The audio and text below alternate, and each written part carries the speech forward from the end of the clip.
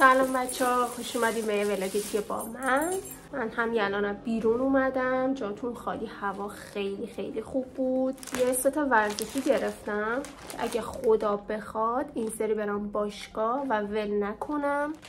اولیش یه لگه که این رنگشو خیلی خوشم اومد، خوشگل بود. دومش هم یه ست گرفتم، جنسش خیلی نرم و راحت بود. امیدوارم که واقعا همینطور باشه تو تن. خب الان میخوام لباسام عوض کنم. اول باید آرشم پاک کنم و بعد باید برم حموم. من فردا کلاس زبانم شروع میشه، یعنی ترم جدیدش، و چون صبح تایم کلاسم 9 صبح خیلی وقت ندارم که برم حموم. الان باید برم حموم، بیام یه روتین پوستیم انجام بدم، ماسک بذارم و خلاصه آماده بشم برای فردا و سیلام آماده بکنم. پس اول باید لباس عوض کنم.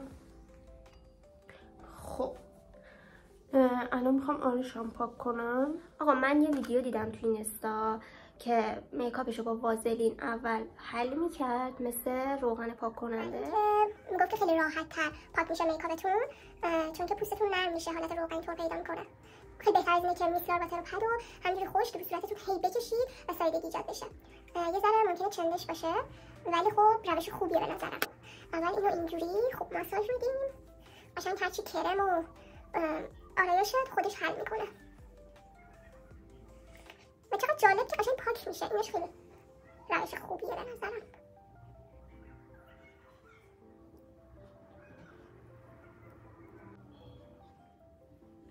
خب الان ممکنه بگیم که خیلی چیز چندشی در اومد، ولی ببینید الان این پد رو من بهش میسلار واتر زدم. ببینید چقدر راحت پاک میشه. نیاز نیست خیلی من اینو اینجوری بکشم روی پوستم. ببینید خیلی راحت همه کرم میکاپ از صورتم پاک میشه به همین سادگی. و اینم برای چشمم.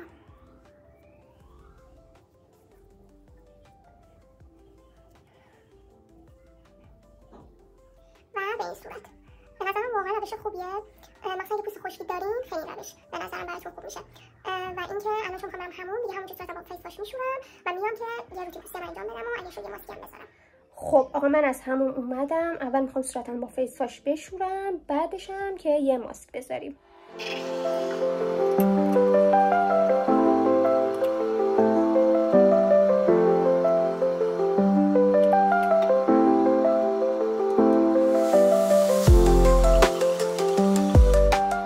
خب آقا من ماسک دارم اینجا که اینو واقعا فقط خوشگلیش خریدم. اینم که فکر کنم ویتامین سی روشن کننده است. اینم بلوبریه. اینو میذارم.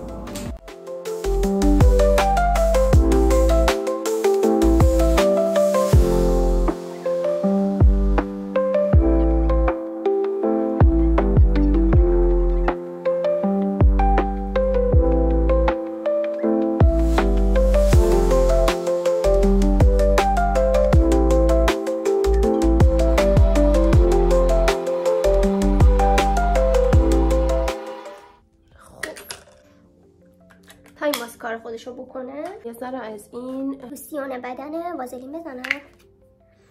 واقعا خیلی خیلی بوی خوبی داره، قشنگ بوی شکلات. واقعا هر موقع میزنم نرمیش میمونه تا چند ساعت رو پوست، مثلا شب اگه بزنید قشنگ بوش تا صبح میمونه رو بدنتون و یه برقی هم روی پوست میندازه.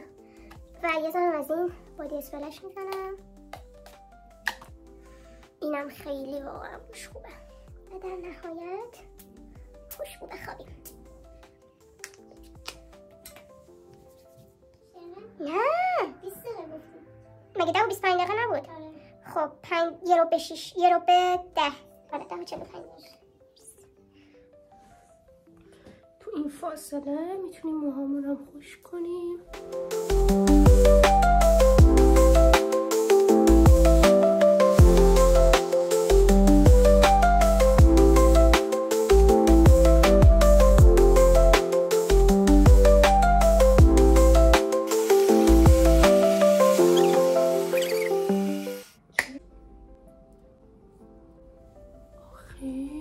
صورتم مرطوبه. و اینو که فکر کردیم میندازم دور، در اشتباهی. این هنوز پر از مواد، واقعا حیفه. راستی بچه‌ها دندونام به خاطر ارتودنسی که انجام دادم یه سری از دندونام فکر کنم دارن حرکت میکنن، واقعا درد میکنه. من نمیدونم چرا یه سریا من ویدیوشون رو دیده بودم میگفتن که ارتودنسی درد نداره، در حقیقت درد داره. من دارم بهتون میگم. شاید هم بستگی داشته باشه به شدت به هم ریختگی دندوناتون، ولی دندون من اونقدر به هم ریخته نیست. میبینین در حد 2 یا 3 تا از دندونام فقط به هم ریختگی داره و سر جای خودش نیست. واقعا فک پایینم خیلی درد میکنه. خب من میخوام یه روتین پوستی هم انجام بدم. خوبه دیگه.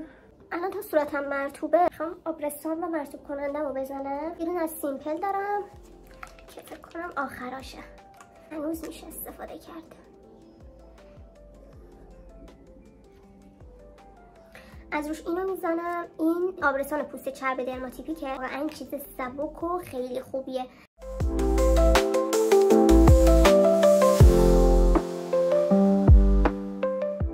الان ساعت 11 میخوام یه کوچولو کتاب بخونم، یه در حد نیم ساعت، و بعدش هم که میخوامم تا فردا صبح بتونم زود بیدار شم. به بیشوری رو من بارها خواستم هی بخونم و نمیشده، واقعا فرصت نمیکردم.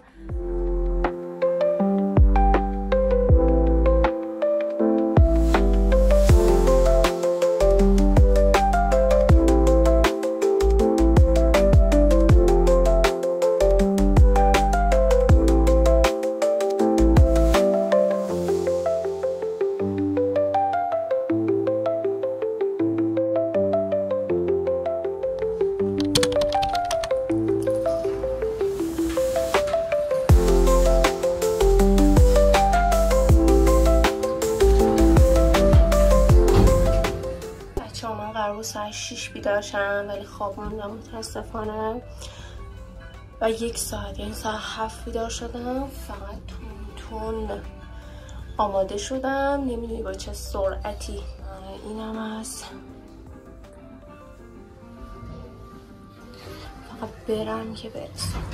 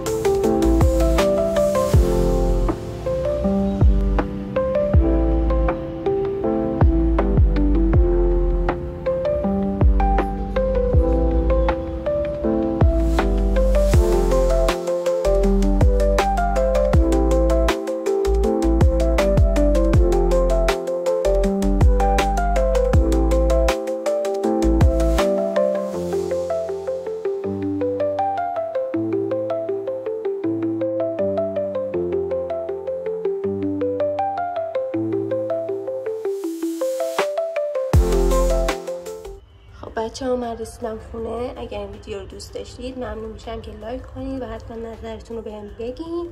تا یه ولاگ دیگه با من. خداحافظ.